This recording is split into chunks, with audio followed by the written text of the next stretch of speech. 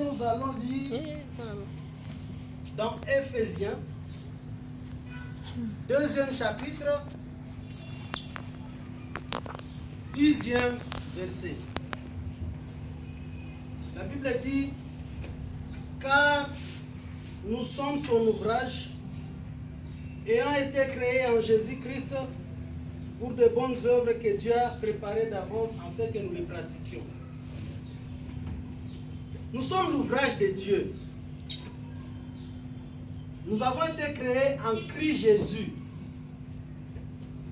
Et Dieu a préparé les bonnes œuvres que nous devons pratiquer. Et à cela, je vais commencer par dire que, tel que nous sommes ici,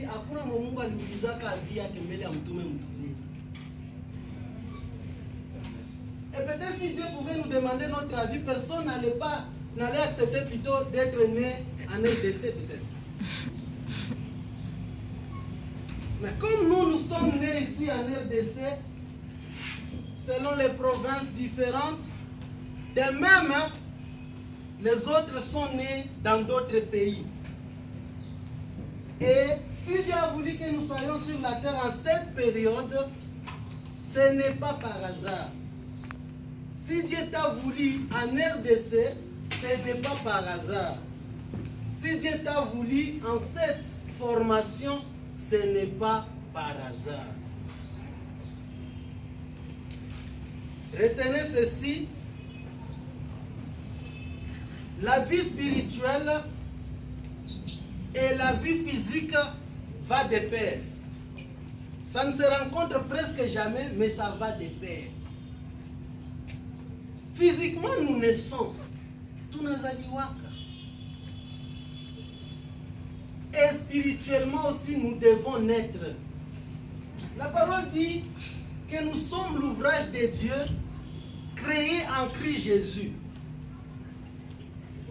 Dieu nous façonne comme il veut, il nous envoie. Et lorsque nous acceptons Jésus comme Seigneur et Sauveur, là commence notre travail. Parce que les œuvres que nous allons pratiquer, c'est en Christ Jésus. Pas en dehors de Christ Jésus. C'est en Christ Jésus. Et comme physiquement, nous devons manger. Et c'est comme ça même spirituellement, nous devons aussi manger. C'est très étonnant. Moi, ça m'étonne de voir qu'on peut être à l'aise. On ne lit pas la parole de Dieu, on ne médite pas et on est à l'aise. Si on peut comparer la vie spirituelle à la vie physique, on n'a pas besoin. Même si un papa aimait comment son fils, il ne peut pas tirer les fils comme ça pour que ses fils grandissent. Il doit les nourrir. Et de même spirituellement, nous devons manger pour grandir spirituellement. Nous devons manger. Et cela régulièrement. C'est très simple. Je ne sais pas cette personne parmi nous qui peut être à l'aise de faire tout un mois sans manger. Moi, personnellement, je ne peux pas. Et c'est le même principe, même sur le plan spirituel. Il faut manger. Comme on mange chaque jour, et spirituellement aussi, nous devons manger chaque jour. Pour grandir. Et dans le plan de Dieu, Dieu a su que nous serons ici en cette période. Pourquoi c'est si important d'être là? Parce que quand bien même, si on peut manger la nourriture, cette nourriture se prépare.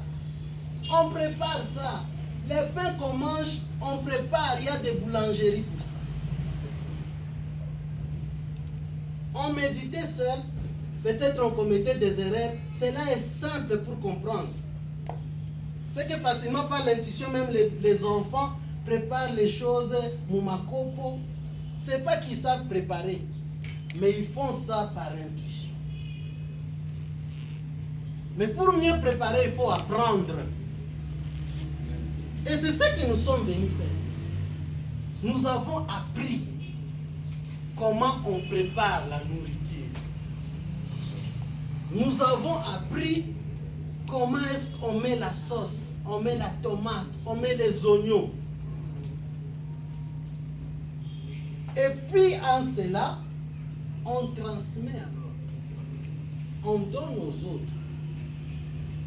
Et c'est l'étape qui va suivre cette étape. Notre thème n'oublie pas, c'est que nous ne sommes pas sur la terre par hasard. Nous sommes nés, et personne n'est venu avec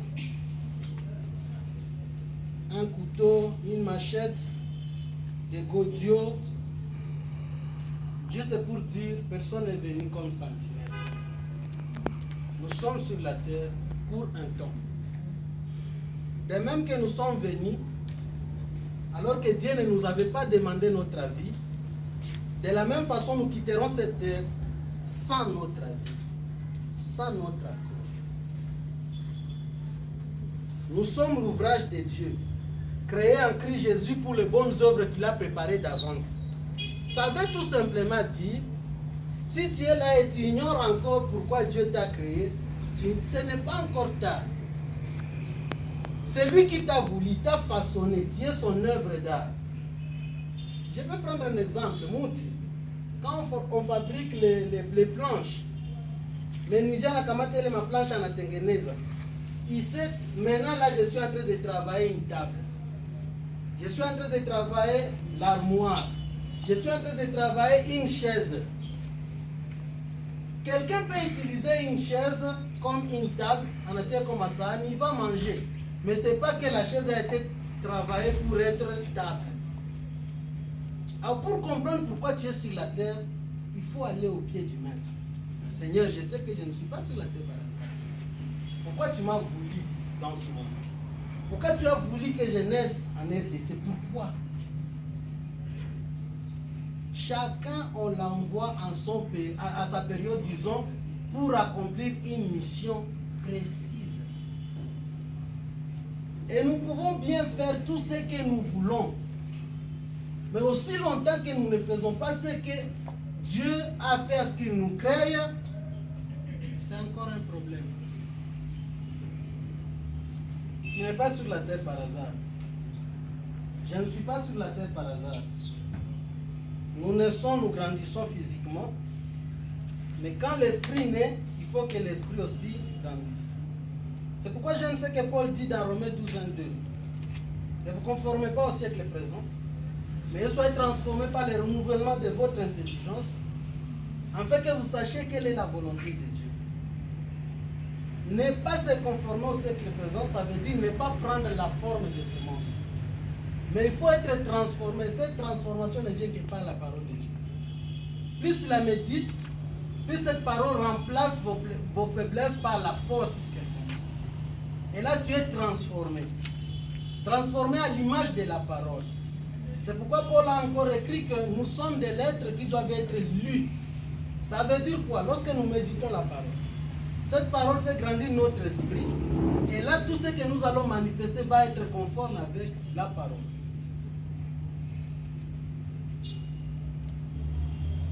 Tu n'es pas en cette formation par hasard. Tu n'es pas sur la terre par hasard. Dieu t'a voulu en cette période. Et en son temps, nous quitterons cette terre. Mais ma prière pour chacun de nous est que le temps qui nous reste à vivre, quand bien même tu n'as pas touché à gaspiller temps à mingi, mais le temps qui nous reste à vivre, chacun à partir de ce moment présent, il est équipé, il sait comment préparer la nourriture pour l'esprit. Décide-toi de vivre pour la gloire de Dieu. Décide-toi de manifester la vie de Dieu sur cette terre. Décide-toi de vivre pour honorer Dieu. Et je vous garantis une chose, et c'est là que je vais terminer. Les défis, il y en aura toujours. Les défis, il y en aura toujours. Et le principe est simple. À chaque niveau de découverte de la parole de Dieu que tu as sur ta vie, c'est un nouveau défi qui se présente dans ta vie. Parce que les circonstances comme réalité de la vie viendront toujours pour défier la connaissance qui est la vérité qui est en toi. Et c'est à toi de rester fidèle à cette vérité, reconnaissant qu'au commencement la terre était informe et vide, mais par la parole de la vérité, la lumière était venue. De même, lorsqu'on tient ferme, la vérité transforme les réalités de la vie.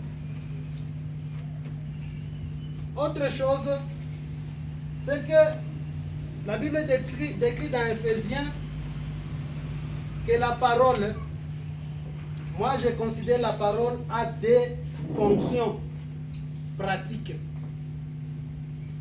On parle des boucliers de la foi. Et Romains 10:17 nous dit, la foi vient de ce qu'on attend. Ce qu'on attend de Christ. Donc la foi vient de la parole. Et puis on nous parle de l'épée comme parole. Mais regardez un peu. L'épée, quand on manipule mal ça, on peut même se couper la tête. Et on ne saura jamais défier les flèches si on n'a pas la connaissance. Peut-être on méditait en commettant beaucoup d'erreurs, mais on a la connaissance déjà. On sait comment préparer les boulettes spirituelles. On sait comment préparer une sauce concentrée. On sait déjà.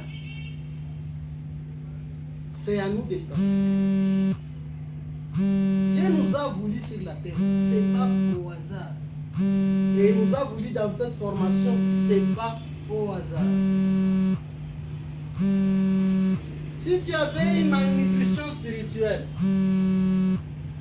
donc il t'arrivait de faire même un mois sans manger, ça c'est une malnutrition spirituelle. Nourris-toi. Tu sais déjà comment préparer, prépare de bonnes qualités et nourris-toi dans chaque domaine où tu as des insuffisances. Et ta vie même va communiquer la connaissance. Si tu avais un étouffement spirituel, tu étais étouffé par beaucoup d'histoires. Reconnais-le aujourd'hui. Personne, peu importe ses préoccupations, il fait une journée, il n'a pas quelques minutes à couvrir. Fais même les spirituellement.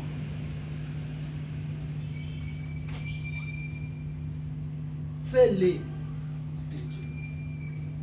Si tu étais ignorant, une ignorance spirituelle, tu as la connaissance aujourd'hui.